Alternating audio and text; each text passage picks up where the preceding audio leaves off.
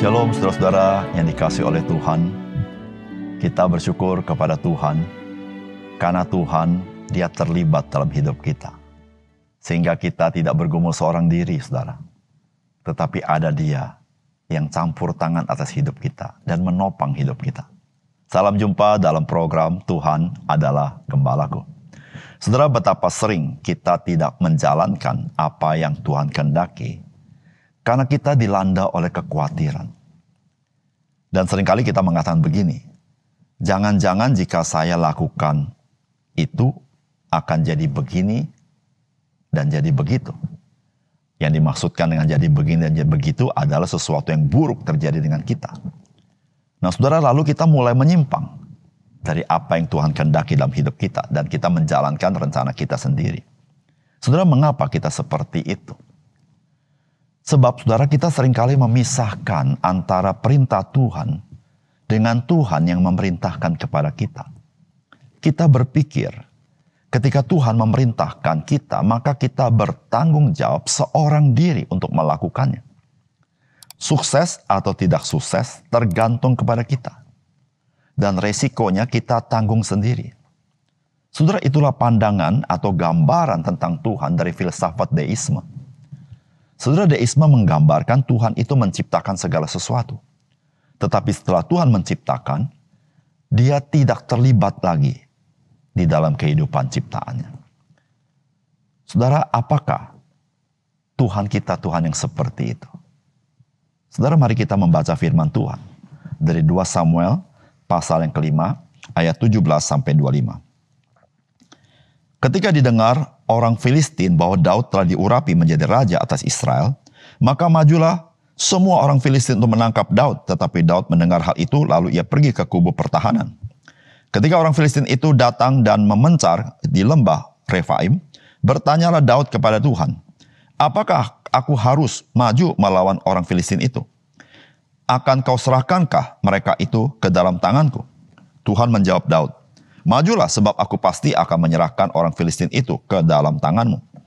Lalu datanglah Daud di Baal Perasim dan memukul mereka kalah di sana. Berkatalah ia, Tuhan telah menerobos musuhku di depanku seperti air menerobos. Sebab itu orang menamakan tempat itu Baal Perasim.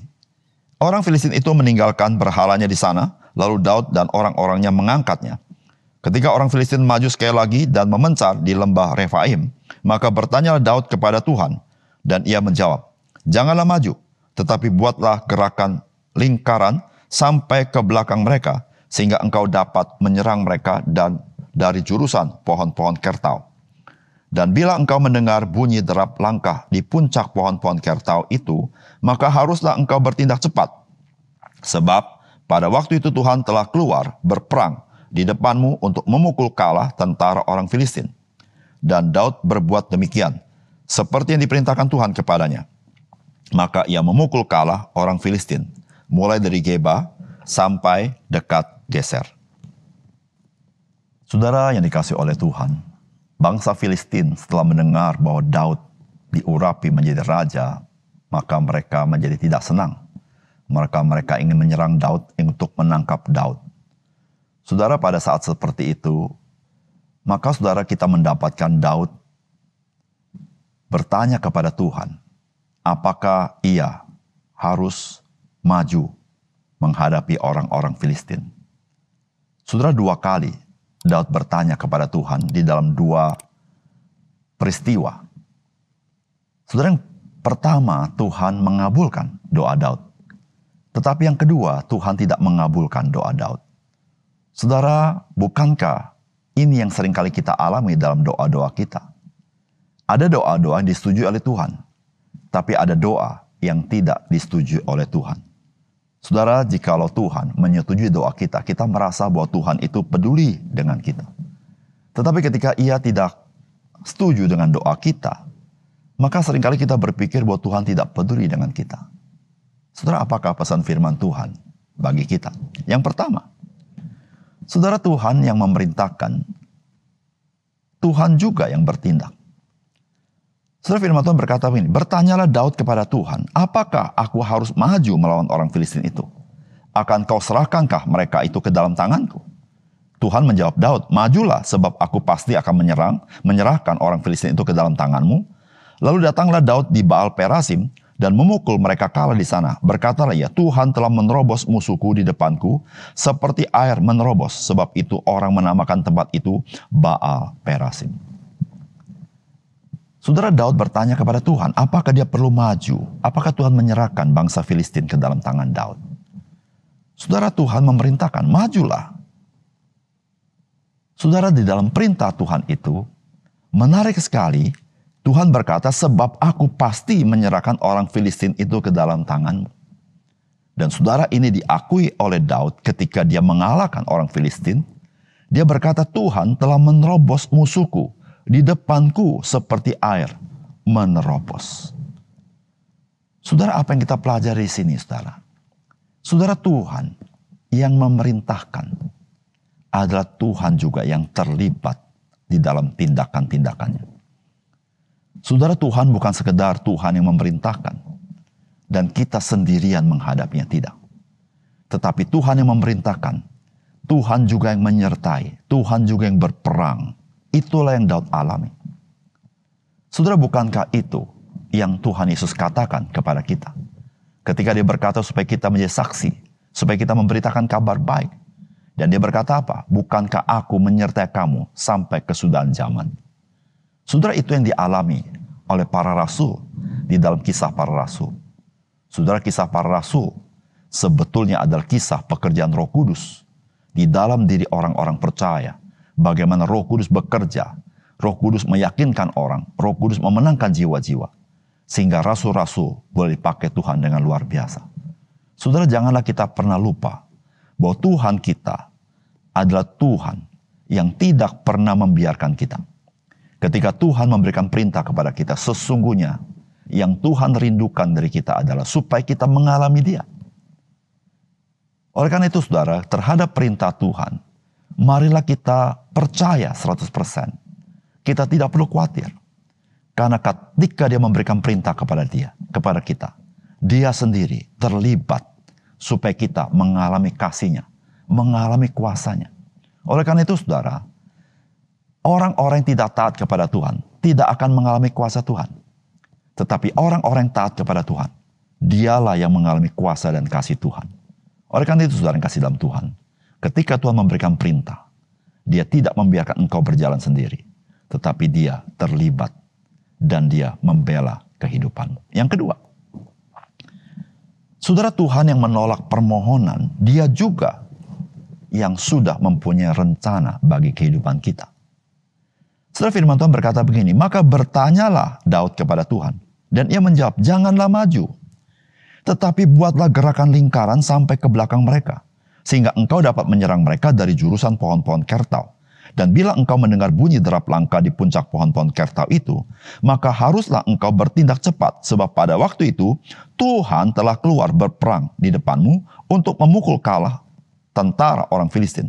Dan Daud berbuat demikian seperti yang diperintahkan Tuhan kepadanya, maka ia memukul kalah orang Filistin mulai dari Geba sampai dekat Geser. Saudara, ini kedua kali Daud bertanya ketika orang Filistin menyerang dia. Apakah dia perlu maju? Saudara, Tuhan tidak sependapat dengan Daud. Malah Tuhan memerintahkan dia melakukan gerakan melingkar. Dan Tuhan akan mengalahkan orang-orang Filistin.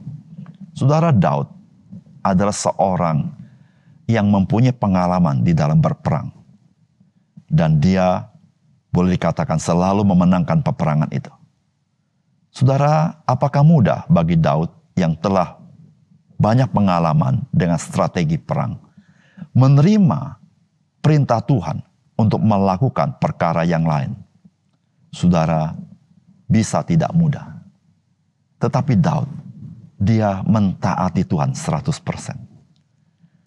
Saudara, bukankah itu yang terjadi kepada Simon Petrus ketika dia semalam-malaman gagal di dalam menangkap ikan? Lalu di pagi hari, Tuhan menyuruh Petrus menangkap ikan kembali dan menebarkan jalannya. Saudara, bukankah sebagai seorang berpengalaman seperti Petrus yang sudah berpengalaman menangkap ikan, pagi hari bukanlah waktu yang baik untuk menangkap ikan. Tetapi ingatlah apa yang Petrus katakan. Tuhan, karena Engkau yang memerintahkan, aku melakukannya. Saudara, apa yang terjadi? Pada pagi hari itu Petrus menangkap ikan yang begitu banyak. Saudara yang kasih dalam Tuhan, Daud bertanya kepada Tuhan, apakah aku harus maju? Tuhan menolak apa yang Daud minta. Tetapi Tuhan punya rencana sendiri. Tuhan punya cara sendiri untuk kehidupan Daud.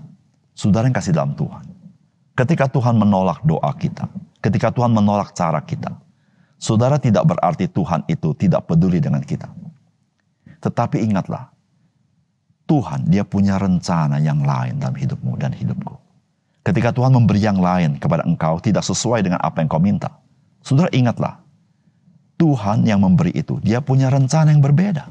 Dan rencana Tuhan, itu rencana yang melampaui akal budi kita. Oleh karena itu, saudara yang kasih dalam Tuhan, ketika Tuhan menolak doa kita, saudara jangan putus asa. Saudara bersyukur kepada Tuhan, kenapa? Saudara akan berkata, Tuhan terima kasih, Engkau pasti punya cara yang berbeda, yang jauh lebih baik daripada apa yang saya pikirkan. Saudara, itulah Tuhan kita. Dia menolak permohonan kita. Tidak sama dengan dia tidak peduli dengan kita.